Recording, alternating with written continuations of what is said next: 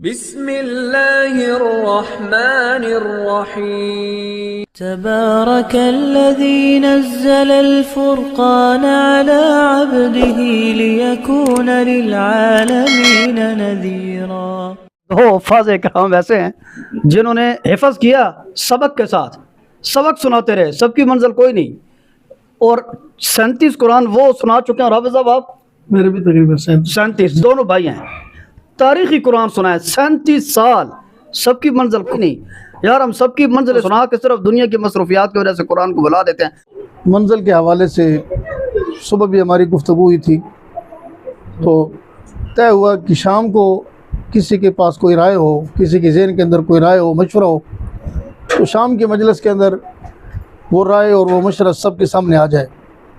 मेरे ज़हन के अंदर ये बात आई थी, जिस तरह मौलाना ने फरमाया कि 558 रुकू हैं कुरान पाक के, तो सबसे पहले जो रुकू याद हैं उनको गिना जाए कि वो कितने हैं। अब जो बाकी रुकू रह गए हैं, सूरतें हैं, रुकू हैं, तो अब उनकी तरतीब बनाई जाए, उनको कैसे याद किया जाए। ठीक है, चाहे वो एक रुकू एक दिन में याद करें, उसको 40 दफ़ा पढ़े, 50 दफ़ा पढ़े, उसको याद करें। अगर हम एक रुकू भी रोज़ाना याद करें तो उस रुकू को फिर हम नमाज के अंदर पढ़ना शुरू कर दें, नवाफिल के अंदर, नमाज के अंदर उसको पढ़ना शुरू कर दें। अगर एक रुकू हम एक दिन याद करें तो 4 रुकू जब हो जाएंगे तो जाएगा, 4 रुकू का एक पाव हो जाएगा, और 8 दिन के अंदर उसका आधा सिपारा हो जाएगा, 16 दिन के बाद उसका पूरा सिपारा हो जाएगा। तो मेरी राय तो ये है, बाकी अपने अपने हजरात अपने अपने राय दें कि पहले रुकूओं का हिसाब किया जाए, कौन किन रुकू याद है सही, उनमें से छांटे की जाए। फिर जो बाकी रुकू बच गए हैं उनको इस तरीके से याद करें, चाहे वो 40 दफ़ा रुकू को पढ़े, उसको याद करें, फिर चलते फिरते उसको पढ़ते रहें, नमाज के अंदर, नवाफिल के अंदर उसको पढ़ें, तो ऐसी तरतीब आसान रहेगी। बिस्मिल्लाहिर्रहमानिर्रहीम। सुबह बात हुई थी जो कुरान पाक सुनने की, कि कुरान पाक सुनने से बहुत ज़्यादा फ़ायदा होता है। जैसे मौलाना ने फरमाया भी एक रुकू उसको 20 दफ़ा पढ़ें, 50 दफ़ा पढ़ें। एक रुकू को मुतय्यन कर लें, उसको बार बार किसी अच्छे कारी के अंदाज में, अच्छे कारी के अंदाज में पढ़ने की कोशिश करें। एक रुकू रोज़ाना किसी अच्छे कारी के अंदाज में पढ़ने की कोशिश करें, और फिर उस रुकू को सुनकर ख़ुद पढ़ने की कोशिश करें। ख़ुद पढ़कर उसको नमाज में 5 नमाजें हैं, हर सुन्नत नमाज में एक रुकू बंदा पढ़ सकता है आसानी के साथ। 4 रकत में भी 2 आयतें 3 आयतें पढ़कर रुकू कर सकता है। और अगर रोज़ाना तरतीब के साथ मसलन एक सूरत बकरा मुतय्यन कर ली है, अब मैंने सूरत बकरा पूरी याद करनी है, इसका तय कर लिया कि मैंने सूरत बकरा याद करनी है, अब तरतीब के साथ सूरत बकरा याद करें। जब सूरत बकरा अच्छी तरीके से याद हो जाए, और ये सुनने की तरतीब से बात कर रहा हूँ, अच्छी तरीके से याद हो जाए, और सुनने से बहुत ज़्यादा फ़ायदा भी होता है, याद भी जल्दी हो जाता है, और अंदाज़ भी अच्छा पढ़ने का बनता है। यह कुरान पाक का सुनना ये भी ज़रूरी है, और कुरान पाक को देख के पढ़ना ये भी ज़रूरी है। तो एक सूरत मुतफ़िक, इस सूरत को मैंने इतने दिनों में याद करना है, उन दिनों को मुतय्यन कर लें, तो रोज़ाना 15 मिनट सिर्फ कुरान पाक को देख, कुरान पाक से याद हो जाए। अच्छा, समझ ये वाली बात नहीं आती कि देखें जिन लोगों ने कुरान हिफ़्ज़ नहीं किया होता वो रोज़ाना देख कर कुरान पढ़ते हैं। रमज़ान के अंदर वो भी हाफ़िज़ों को नहीं चलने देते, देख कर पढ़ रहे होते हैं ना। जिस जगह पे कोई हाफ़िज़ गलती करता है वो उसको चलने नहीं देते, यार तू फलान जगह से गलत पढ़ रहा है। लेकिन जो हाफ़िज़ होता है उसको कुरान क्यों नहीं याद होता? खुलासा यह है कि टाइम ही नहीं देते बिल्कुल। और आगे से बहाने पर आज़ार है ना, रुकू के हिसाब से याद करें, चाहे जैसे भी याद करें। आप फरमा रहे थे कि एक रुकू को तस्बीह के ऊपर आप फरमा रहे थे, एक रुकू को 100 दानों के तस्बीह की तरतीब से एक बंदे ने याद किया, याद कर लिया। जो देख कर पढ़ते हैं उनको याद हो जाता है, जिन्होंने हिफ़्ज़ किया उनको क्यों नहीं याद होता? बिल्कुल याद होता, टाइम ही नहीं देते। बस हम 2 महीने सिर्फ देख के पढ़े, ना याद करे ना कुछ के, सिर्फ देख के पढ़े।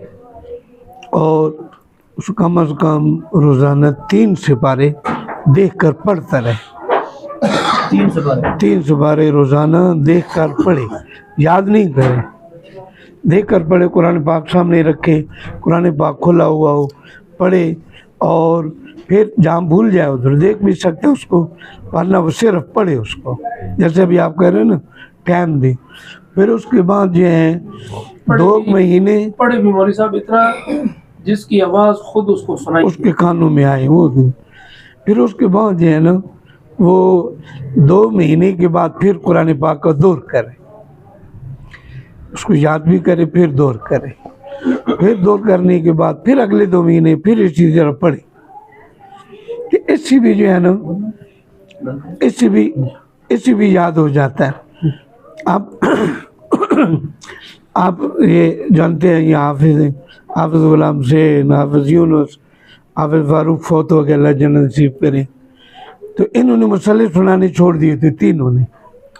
मैंने उन्हें कहा भी याद करने का तरीका मैं आपको बताऊंगा, लेकिन हम सारे याद करेंगे और इंशाल्लाह याद हो जाएगी।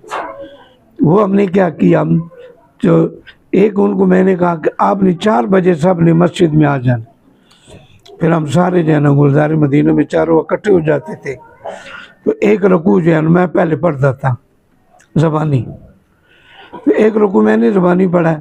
फिर उसके बाद अगला रकू जो है ना वो जो भी आगे बैठे थे, हाफिज़ गुलाम हुसैन साहब बैठे, वो ज़बानी पढ़ देते। उससे अगला रकू हाफिज़ फारूक पढ़ता था, उससे अगला रकू हाफिज़ यूनुस साहब पढ़ते थे।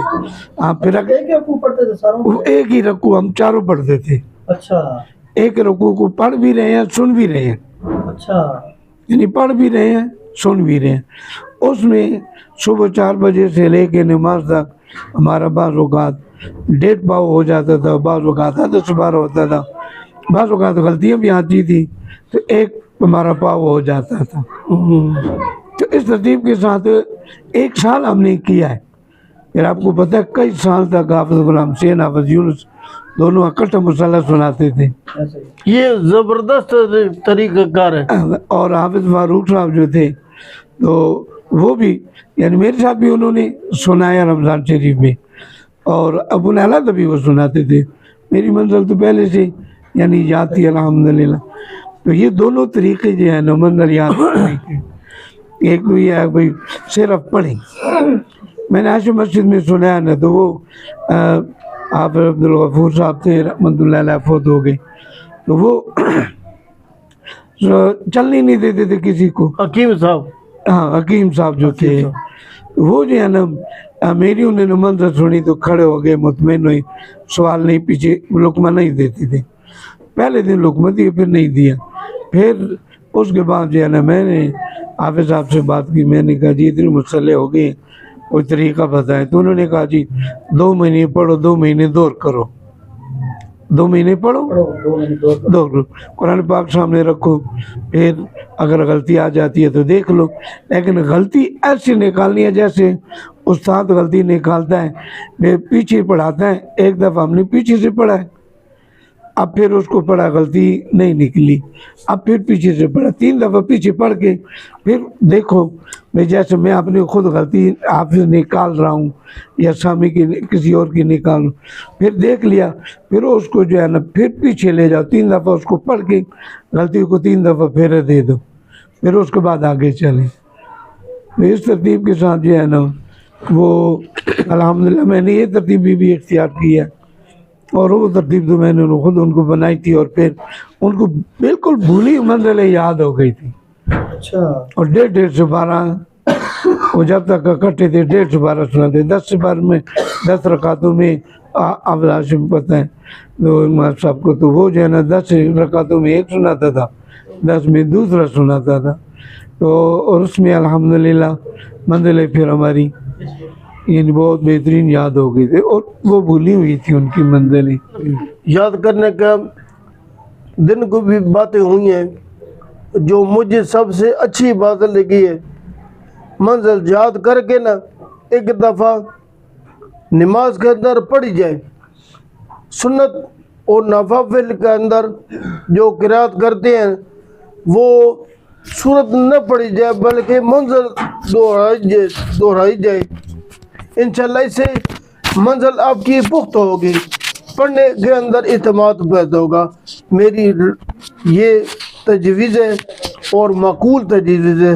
अल्लाह पाक अमल की तौफीक नसीब फरमाए। अच्छा, हिफज के बाद आपने गर्दान नहीं की? नहीं जी।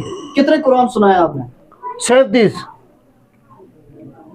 कुरान सुनाए। हाँ जी बिल्कुल। ये दो हफ़ाज़ इकराम ऐसे हैं जिन्होंने हिफज किया सबक के साथ, सबक सुनाते रहे, सबकी मंजिल कोई नहीं, और 37 कुरान वो सुना चुके हैं। हाफिज़ साहब आप? मेरे भी तकरीबन 37, दोनों भाई हैं। तारीखी कुरान सुनाए 37 साल, सबकी कोई नहीं।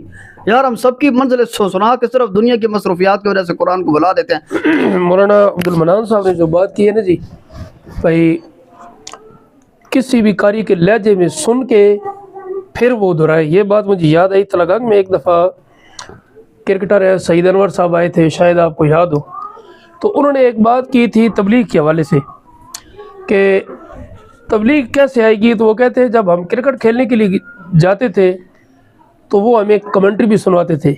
हर वक्त हम सुन रहे हैं, बोल रहे हैं, खेल रहे हैं, ये 3 काम होते थे। अच्छा, सोते हुए भी, जागते हुए भी, चलते हुए भी, फिरते भी सुन रहे हैं, बार बार सुन रहे हैं और देख रहे हैं और उसको दोहरा रहे हैं, ये ऐसे शॉट करनी है।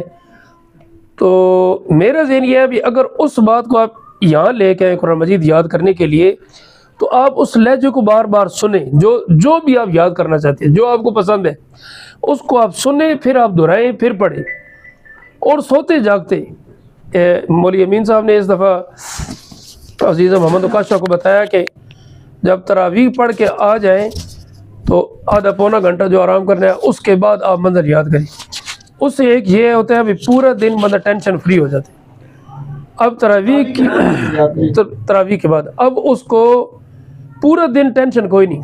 एक बंदा सहरी के टाइम जाकर सहरी किया, सुबह की नमाज़ पढ़ी, नमाज के बाद इशराक, फिर वो मदरसे 8 बजे क्लासेस शुरू होती थी, तो 8 बजे तक तो उसने कुरान देखा ही नहीं था।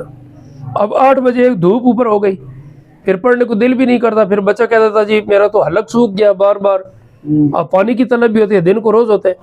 तो ये बड़ी बेहतरीन तरतीब है भी रात को 1.5-2 घंटे लगा के हम अपनी मंजिल तैयार करें और बिल्कुल टेंशन को छोड़ दें, आराम करें। सुबह 8 बजे जाके सिर्फ उसने वर्क गिरदानी करनी है और फिर मामलात उसके चल पड़ेंगे। ये तरतीब बहुत ही अच्छी राय दी है। लेकिन ये जो सब आरा आई हैं आप हजरात की, ये उन लोगों के लिए आए हैं जिनको मंजिल भूली हुई है। यहाँ पर हमारी इस मजलिस में जो मंजिल जिनकी कच्ची है, भूली हुई है, वो 2-3 आदमी हैं। लेकिन वो आदमी ज़्यादा हैं जिन्होंने मंजिल सुनाई हुई है और मंजिलें उनकी पुख्त हैं। सब ने मुसल्ले सुनाई हैं, वो बंदे ज़्यादा हैं। तो मैं ये कहना चाहूँगा कि जिन हमारे दोस्तों ने मुसल्ले सुनाए हैं, जो तरतीब अब ख़त्म हो चुकी है। 27 रमज़ान के बाद जो रात को शबीना होता था वो अब तरतीब शहर में नहीं है। ये जो हुफ़ाज़ मुसल्ला सुना चुके होते हैं, ये नौजवान हमारे बच्चे जिन्होंने मुसल्ले सुनाए हैं, इनकी मंजिल को कवर करने की जो है बहुत ज़्यादा फ़िक्र है कि इनकी मंजिल जिस सतह पर इस साल है, अगले साल उससे ऊपर जाए। उसमें मेरी राय है और हम ऐसे करते रहो, और इससे हमें बहुत फ़ायदा हुआ है। इस तरतीब से हमें बहुत फ़ायदा हुआ है। उसमें ये होता कि जब शाबान का चाँद नज़र आए नहीं, तो शाबान से रमज़ान तक 1.5 से 12 दोनों आपस में नफलों के अंदर दौर कर लें। कच्चा पक्का जैसे भी याद हो ना, वो नफलों के अंदर दौर कर दें। अगर मौका मिल जाए तो एक दफ़ा फेरा दे दें। और फिर जब रमज़ान शरीफ आएगा, उसमें एक फ़ायदा ये होगा ना, हम जो हाफिज़ होते हैं वो रमज़ान शरीफ में क्या करते हैं, अब जो मेरी शुरू में तरतीब रही है, जब रात को तरावी पढ़ा ली है तो अगले दिन जो मंजिल पढ़नी है ना, तरावी पढ़ाने के बाद बाकी मसरूफियात ख़त्म, उसी वक़्त जो है ना हमने उस 1.5 से 12 को, 1.15 से 12 को फेरा देना है एक दफ़ा। फिर फेरा दे के सो जाना है। सुबह शहरी खाने से पहले फिर उसको उठ के एक दफ़ा फेरा दे देना है। फिर नमाज के बाद जो है ना वो सो जाना है। फिर 8 बजे 9 बजे उठना है, फिर एक एक रकू को 15-15 मिनट पढ़ना है। एक रकू 15 मिनट, बड़ा रकू है उसको 20 मिनट लगाए। फिर दरमियान में जब याद कर लेना है, जब थक गए थोड़े सो लिया, और फिर जोर के बाद फिर हम दौर कर लेते आप जो सामा होता है। लेकिन इस तरतीब में एक नुकसान ये होता है कि सारा दिन पढ़ पढ़ के गला ख़त्म हो जाता है। अब रात को तो गला बैठा होता है हाफिज़ आपका। तो इसके लिए ना इसका हाल ये सोचा है मैंने कि रमज़ान शरीफ से पहले बिल्कुल अपना याद भी करें और अल्लाह पाक वक़्त दे, दौर भी नफलों में कर लें। रमज़ान शरीफ में 1-2 दफ़ा फेरा दें और नींद ज़्यादा से ज़्यादा करें, और जो है ना 2 दफ़ा दौर करें। एक सुबह नमाज के बाद दौर कर लें, फिर जोर के बाद दौर कर लें, असर के बाद 1 दफ़ा फेरे दे दें, मगरिब के बाद। ज़्यादा पढ़े नहीं रमज़ान शरीफ में, क्योंकि अगर वो फिर मंजिल उसको यानी याद हो तो जाएगी, वो रट्टे लगाएगा, सारा कुछ करेगा। लेकिन जैसे मसले पर आएगा, जैसे मेरा भी गला ख़राब है, तो अब वो फिर हाफिज़ साहब का गला और ख़राब होगा। और अगर प्रेशर पड़ गया तो फिर तो अल्लाह माफ़ करे, हाफिज़ साहब को बिल्कुल ही गला बैठ जाएगा। और ताज़ी याद की मंजिल में गलतियाँ भी ज़्यादा आती हैं उसमें। तो मैं भी यही कहना चाह रहा हूँ कि जो अल्फाज मंजिल सुना चुके हैं उनकी तरतीब ये बनाई जाए। इनको मंजिल याद है। आप हाफिज़ उकाशिर साहब हैं, मोहम्मद ज़कवान साहब हैं, हसान साहब हैं, जैन बेटा हमारा ज़हेब है, ये जो नए सामने आए हैं, ये सारी मजलिस वैसे है तो इन्हीं के लिए, ताकि इनकी मंजिलें जो हैं वो पुख्ता रहें। ये नई जो अल्फाज हैं इनके लिए ये तरतीब है कि हर रोज़ 1.5 सिपारा फ़र्ज़ आइन की तरह दौर करें बच्चे ये। और अगर किसी वजह से दौर नहीं कर सके हैं तो 3 सिपारे वो पक्के पढ़े। ये जो आप फरमाने ना कि इन अल्फाज की मंजिलें कैसा पुख्ता हो जाएंगी। अभी जब कुरान पाक ताज़ा पढ़ा होता है ना जी, वो मंजिल याद होती है। अब शुरू के हमारे जो हमने हिफ़्ज़ किया, फिर पढ़ा, फिर सुना, तो 5-6 साल तो हमने कुरान ही नहीं खोला, गलती का पता ही नहीं है।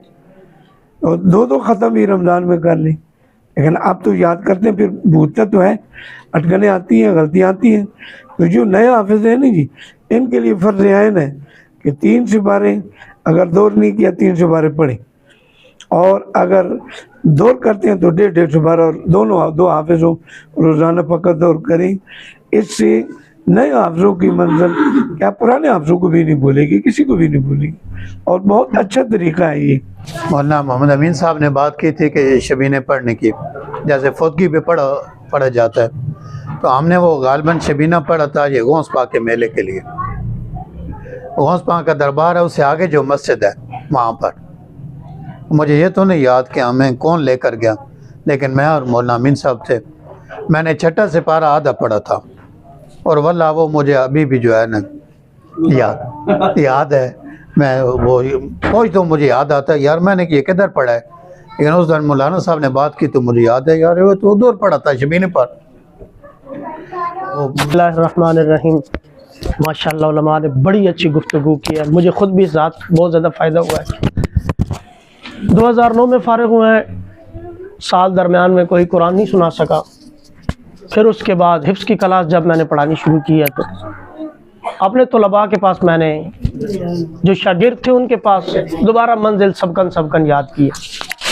और अभी अल्हम्दुलिल्लाह ये 2025 जा रहा है तो 16 कुरान पाक मेरे हो चुके हैं। इस साल रमज़ान शरीफ में मैंने 8 कुरान पाक अल्हम्दुलिल्लाह ख़त्म किए। सबसे ज़्यादा तो तजर्बा हुआ है कि सुबह जब उठें तो मंजिल का भूत अपने ज़हनों से निकाल दें कि मैंने रात को मंजिल पढ़नी। सुबह से ही बाज़ अफ़ाज़ साल के दौरान कुरान नहीं देखते, तो वो सुबह से ही रगड़ा देना शुरू कर देते हैं और ज़हनों पे सवार होता है मंजिल पढ़नी है, ना सहरी है ना दिन का आराम है, बस वो सारा दिन गिर गिर क्या हो रहा है जी, मंजिल याद कर, क्या हो रहा है जी, मंजिल याद। जब तक अपने आप को रिलैक्स नहीं करेंगे रात को मंजिल नहीं पढ़ी जाएगी। इस साल मेरी जो दिल की ख्वाहिश थी कि कुरान पाक कोई पुराना हाफिज़ मेरा सुने। इस साल जिस उस्ताद को मैंने कुरान सुनाया वो कम से कम 40 कुरान पाक उस बंदे ने खुद सुनाए और 12 शबीना पढ़ चुके हैं। तो अल्हम्दुलिल्लाह कम से कम 4 से 5 पारे एक जहन पे सवार थी चीज़ कि कुरान याद नहीं है, लेकिन इस दफ़ा तजर्बा हुआ है कि 4 से 5 पारों के अलावा अल्हम्दुलिल्लाह मुझे सारा कुरान याद है। और उसमें क्या है कि सबसे ज़्यादा जो फ़ायदा हुआ है देख के पढ़ने से, एक देख के पढ़ने से और एक इतना ऊंचा पढ़ने से कि अपने कानों को साफ और वाज़ेह तौर पर आवाज़ समझ आए कि मैं क्या पढ़ रहा हूँ। ये चीज़ बंदे को बहुत ज़्यादा फ़ायदा देती है। और मंजिल याद करें तो बाद हज़रात कह रहे थे कि भाई रात के टाइम तरावियों के बाद तो वहाँ तो थकन होती है, वो पहले ही प्रेशर इंसान का नहीं ख़त्म हुआ था, तो उसके लिए कोशिश करें कि दिन को आराम करें, जोर के बाद मंजिल को अपना याद करना शुरू कर दें। वो एक एक रकू याद करें, भले पाए एक एक पाव याद करना शुरू कर दें, भले आप एक एक पारा याद करना शुरू कर दें। जब आप देख के पढ़ेंगे तो रब्बे कायनात के फजल से ये हो जाता है कि 16 लाइनों वाला कुरान सफ़ा ब सफ़ा ज़हन में बैठना शुरू हो जाता है। ये इस चीज़ का इस साल बहुत ज़्यादा तजर्बा हुआ है, क्यों कि इस साल 1-2 फौतगी हुई हैं तो वहाँ जाना हुआ है, तो कुरान पाक मोबाइल के अंदर था, तो वहाँ मैं देख के 19वां पारा देख के पढ़ता रहा, तो रात को मेरी टोटल 2 गलतियाँ आई हैं और बहुत अच्छे अंदाज में मैंने वो पारा पढ़ा है। और दूसरा, लहजे पे जो मेहनत है वो किसी अच्छे से कारी का सुने, उसके दौरान अपने करीब शोर व गुल ना हो, छोटे बच्चों का शोर ना हो, तो बिल्कुल सुने, इससे बहुत ज़्यादा फ़ायदा होगा और लहजा भी इस पर बनेगा। अल्लाह रब्बुल इज़्ज़त की ज़ात हम सबको अमल की तौफ़ीक़ अता फरमाए। हमारे कारी अबू बकर अयाद साहब बचपन के अंदर बिल्कुल छोटे से थे और इतनी सी छोटी सी टेप और रेडियो इनके पास होता था। अब तरावियाँ पढ़ के आए हैं, तरावियाँ मस्जिद में पढ़ी हैं और आकर जनाब साहब सो गए हैं। कारी अबू बकर साहब ने टेप के अंदर स्विच लगाया, वो कानों में लगाने वाला, और अब्दुर्रहमान सुदैस साहब तरावियाँ जो पढ़ाते थे वो सुन के सोते थे। अब वो हमारे हिसाब से रात को 2-2:30 बजे ख़त्म होती थी हमारे हिसाब से, तो कारी साहब वो सुन के ही सोते थे। अब अल्लाह तबारक व तआला ने इन्होंने कुर्बानी की है, तो अल्लाह ने कितना नवाजा है, कहाँ पहुँचा दिया, आलमी अवार्ड याफ्ता बन गया। तो थोड़ी बहुत ही कुर्बानी भी लगेगी, लेकिन यह है कि फिर अल्लाह तबारक व तआला नवाजेंगे। जैसे मौलाना इस्माइल साहब फरमा रहे थे ना कि इनकी रिकॉर्डिंग वाली बात, तो मुझे एक वाक़या याद आया कि ये हर वक्त न कानों के अंदर टूटी लगाया करते थे, टूटियाँ लगा कर न सुनते। हाँ, हेडफोन जो है ना वो कानों में लगा कर न तो सुनते रहते थे। मैंने समझा ये गाने सुनते हैं, तो मैंने एक दिन अपनी हमशीरा को कहा, मैंने कहा भाई ये जो छोटा बच्चा है ना ये गलत रास्ते पे जा रहा है, पता नहीं ये क्या सुनता रहता है। इनको पैगाम मिला, मुझे याद है, इनको शायद याद हो या ना हो, इन्होंने वालदा साहबा की तवस्सुत से ही मेरे साथ बात की कि वालदा ने इनको कहा कि मामू को कहें कि मुझे कुछ न कहें, एक दिन इंशाल्लाह मैं इनको बताऊंगा कि मैं क्या सुन रहा हूँ। मुझे याद है, मुझे याद है। एक राय और थी, मौलाना ने दोबारा मुझे ये ज़हमत दी और मुझे दोबारा कहा कि इस दफ़ा एक मेरे हाफिज़ साहब थे कुरान सुनने वाले, उन्होंने मुझे कहा कि एक पुराने हाफिज़ साहब थे, उनका मैं कुरान पाक सुना करता था जामे मस्जिद अवैसिया में, तो वो मगरिब के बाद नफल के अंदर अपनी मंजिल पढ़ा करते थे। तो पहले तो सही बात है भाई, हिम्मत नहीं होती थी भाई पहले नफल के अंदर पढ़ो फिर रात तरावी पढ़ो, लेकिन 10वें पारे के बाद मैंने ये तरतीब शुरू की। उसका फ़ायदा ये हुआ कि जिस वक्त नफल के अंदर पढ़ता था तो जो गलती ज़हन के अंदर आ गई ना, उसको बाद में कुरान मजीद के अंदर देख लिया करता था, भाई ये गलती आई है, तो उसको मैं याद कर लिया करता था, भाई ये गलती आई है। तो रात को मुसल्ले पे बड़े आराम से मैंने वो मंजिल पढ़ी है। मगरिब के बाद नफल में वो मंजिल पढ़ी जो रात को पढ़नी है, और उसके अंदर जो गलती आ गई फिर उसको ऐसे कवर किया कि इशा से पहले पहले वो गलतियों को याद कर लिया, तो इसका भी बड़ा फ़ायदा होता है। अब हदीस शरीफ के अंदर क्या आता है कि कुरान पाक की जो तिलावत है मुनकर नकीर के सवालों के जवाब में आसानी पैदा करती है। और मुनकर नकीर के सवालों के जवाब में आसानी कैसे पैदा करेगी, जब वो मुसलसल क्या करता रहेगा। हम बच्चों को गिरदानी याद कराते हैं, मीज़ान में, सरफ मील में हम गिरदानी याद करते हो। गिरदानी क्यों याद कराते हैं? ताकि इनके लिए इबारत पढ़ना आसान हो। तो इसी तरीके से जब एक हाफिज़ साहब हैं, कारी साहब हैं, अपने मामूलात के साथ यानी और ये तो तरतीब है जो आदमी एक वो आसानी से कर सकते हैं। आज भी मेरा उन हाफिज़ साहब के साथ हुआ है, दुआ सलामी मुबारक हुई, तो इस वाक़े का तज़किरा आज भी हुआ है। तो उनके वालिद साहब ने सहारनपुर भी हिफ़्ज़ किया था, तो वो यानी कारोबारी आदमी थे। तो वो हाफिज़ साहब रोज़ाना जो तारीख़ होती थी वो सिपारा पढ़ते थे, जो तारीख़ होती थी वो सिपारा पढ़ते थे। एक दिन बेटे ने कहा, अबू आप ऐसे किए करें, 2-2, 3-3 सिपारे पढ़े करें। तो उन्होंने कहा, बेटा मैं एक ही सिपारा पढ़ूँगा, कि ताकि मैंने रोज़ पढ़ना है, मैंने एक दिन नहीं पढ़ना है।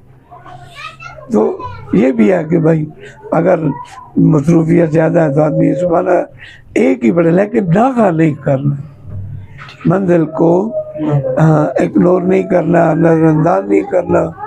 अगर नज़रअंदाज करेंगे, बेतवजी करेंगे और नहीं पढ़ेंगे तो वो फिर मंजिल फिर नहीं, फिर वो हदीस वाली बात है कि जैसे ऊँट जो होता है ना, जिसकी रस्सी खुल जाए तो बेकाबू है। और फिर आपको पता है कुरान तो बहुत बड़ा समंदर है, इसके अंदर तो आदमी फिर ये काबू में नहीं रहता। अल्लाह पाक हम सब आपसे एक सवाल है और मौलाना मोहम्मद अमीन साहब से कि रमज़ान के अंदर जो मंजिल सुनानी होती है, बाज़ तरतीब है कि सिपारा पढ़ें, एक तरतीब है कि 1.5 सिपारा पढ़ें, एक तरतीब है कि 1.25 सिपारा पढ़ें, तो किस तरतीब से पढ़ें ताकि मंजिल अच्छी सुना सकें? और ये इस तरतीब को छोड़ दें कि हम जल्दी ख़त्म करें या बाद में? हाफिज़ के लिए कौन सी तरतीब बेहतर है? किस तरतीब से 1.25 सिपारे से पढ़े, सिपारा पढ़े, 1.5 सिपारा पढ़े?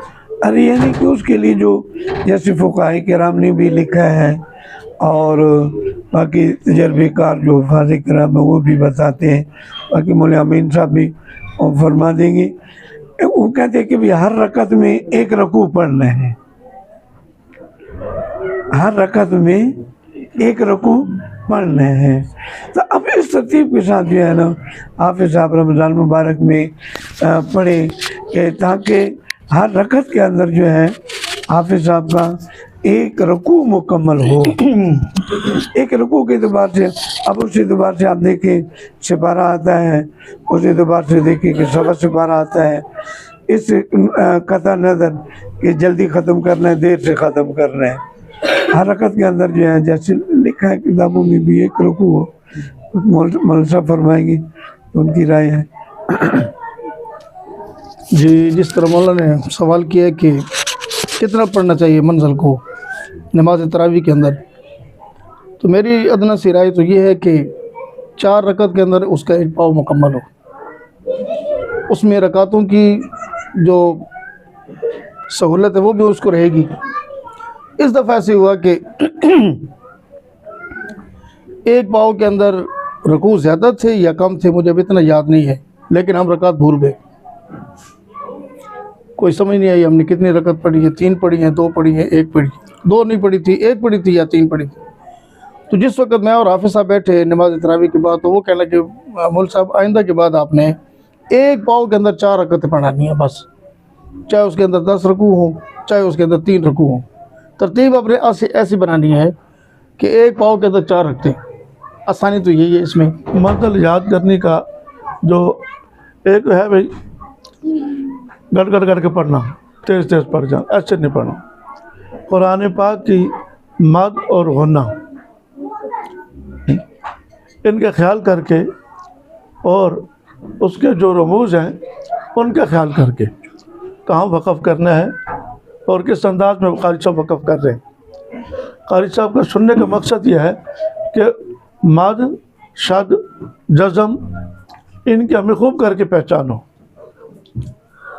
हम कुरान पाक पढ़ते हैं, हमें शद का पता नहीं, जज़म का पता नहीं, पढ़ रहे हैं, और मद का तो कहने ही क्या है। और जहाँ आवाज़ उठ गई वहाँ तो फिर उठी चली जा रही है, और जहाँ आवाज़ बैठ गई वहाँ बैठी चली जा रही है। कि कुरान ज़ात के कुरान पाक सुनने का फ़ायदा ये होता है कि मद और गुन्ना और इख्फ़ा और उसके जो वक़फ़ के तरीके हैं कि जल्दी में मैं कैसे वक़फ़ कर सकता हूँ, रवानगी किससे कहते हैं, ये चीज़ें कुरान ज़ात के कुरान पाक सुनने से इससे ये फ़ायदा होता है। अल्लाह ताला हम सबको अमल की और तौफीक इस अता फरमाए। मजलिस बहुत लंबी हो गई है। मेरी राय ये है अदना सी कि साल में एक बार रमज़ान आता है, उसमें भी 1.5 सपारा करके हम रमज़ान गुजार देते हैं। 28 रमज़ान को ख़त्म करना चाहिए। रोज़ाना 1 सपारा 2 रकू, 1 सपारा 1 रकू, हरम की तरतीब के मुताबिक चलें। आराम आराम से, नमाजी भी सहूलत में, नमाजियों को भी समझ आएगी और आप भी बड़े सहूलत के साथ कुरान करीम आखिरी रमज़ान तक चल पाएंगे। मैं के लहजे के साथ, एक तो अकर साहब से सवाल आपने इतना अर्सा पढ़ाया और आपको लहजे कभी कोई हमें ऐसे एक कारी का आप लहजा बताएं, हम वो सीखें तो उसके बाद बाकी लहजों पर भी चलना हमारे लिए आसान हो जाए। शेख सऊद अशुरैम सादा पढ़ते हैं, तसलसल से पढ़ते हैं, तजवीद भी अच्छी और लहजा भी सादा, सीखने में दिक्कत को नहीं। लेकिन शर्त यह है रकू एक ही हो। आज आपने सूरत नास सुनी, कर सूरत फलक सुनी, ऐसा नहीं, सूरत नास ही सुने, रोज़ाना सुने, एक टाइम की तरतीब सुने, उस एक सूरत को याद करें। और ये कुरान करीम का मौजज़ा समझे, या जो भी कोई एक सूरत, कोई एक आयत जब किसी एक कारी की तर्ज पे याद हो जाती है ना, बंदे का जो सादी आवाज़ होती है वो सारे का सारा कुरान उस एक पैनल पे बंदे का आ जाता है। जो एक आयत याद होती है सारा कुरान बंदे का वैसा हो जाता है जो एक आयत पे मेहनत। सऊद अशुरैम का आपने एक रकू अगर सही याद कर लिया ना, आपका सारा कुरान उस एक रकू के तर्ज पे खुद ब खुद आ जाएगा।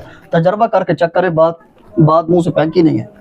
वो दूसरा ये है कि पिछले साल अभी कोशिश की है कि लहजे के अंदर कुरान मजीद पढ़े, लेकिन दिल लोचाट हो जाता है, वो थोड़ा सा पढ़ते हैं फिर आगे पढ़ने का। असल में वजह यह होती है कि जिस वक़्त दिन के टाइम मंजिल याद कर रहे होते हैं या मंजिल सुना रहे होते हैं ना, उस वक़्त मंजिल सुनाते हुए ध्यान कभी इधर जा रहा है कभी उधर जा रहा है। मंजिल सुनाने के दरमियान हम 600 काम और भी साथ फ़र्क कर रहे होते हैं। लेकिन दिन के टाइम यकसुई में नहीं होती, रात को मुसल्ले के ऊपर यकसुई से पढ़ते हैं ना। अब दिन को जो माइंड था वो और था, आप कितने तसल्ली से पढ़ रहे थे, और रात को इतना जहन पर दबाव दे के रात को किसी और माइंड से पढ़ेंगे तो गलतियों की जैसा का टेंशन होगी। तो बताएं यकसुई से और दिलजमी से कब पढ़ेंगे? जब दिलजमी होगा तो लहजा कहाँ से आएगा? अच्छा, एक सवाल और है कारी साहब। जी जी। भाई मसलन बाज़ों का मिजाज ऐसे होता है कि बच्चे शोर करते हैं, जी जी। उनकी तवज्जो उस तरफ चली जाती है। सड़क पर मस्जिद है, अब मोटरसाइकिल वाले जा रहे हैं, गाड़ियों वाले जा रहे हैं, उनको तो नहीं पता कि अंदर तरावी हो रही है। अब पढ़ने वाला उसको गलती लग जाती है। तरावी के अंदर या तरावी के अलावा? तरावी के अंदर, बिल्कुल साथ ही मस्जिद की रोड है, जैसे कि हमारा रोड है। जी जी। अब हकीकत बात है, तरावी पढ़ाना बड़ा मुश्किल हो जाता है। तरावी शुरू हुई, गाड़ियाँ और मोटरसाइकिल शुरू हुए, जैसे कि घर में बंदा ही कोई नहीं रहा। तरावियाँ ख़त्म हो गई, अभी तक मोटरसाइकिल रिक्शे चल रहे हैं। और तीसरा साल है उस्ताद मोहतरम, मैं भी ऐसी जगह पे सुना रहा हूँ जहाँ पे रोड है, गाड़ियाँ मोटरसाइकिल उधर से गुजर रहे हैं, लेकिन जिस वक़्त बंदा मंजिल सुना रहा होता है ना, ध्यान मंजिल की तरफ हो। ठीक है, एक बात। और नंबर दूसरी बात यह है कि अगर तरावियाँ आप अंदर पढ़ते हैं तो दरवाजे बंद रखें, और अगर गर्मियों का मौसम हो, आप मिसाल के तौर पर आप बैर से आ रहे हैं तो अपना ध्यान मंजिल की तरफ रखें बस। ठीक है, आवाज़ ऊंची कर दें। जी जी, स्पीकर की आवाज़ ऊंची कर दें। समंदर से ज़्यादा गहराई है या नहीं, इसका फैसला आप लोगों ने करना है। हाफिज़ों की बैठक से अपने मेज़बान क़ारी अबू बकर हयात को इजाज़त दीजिए। अल्लाह हाफ़िज़।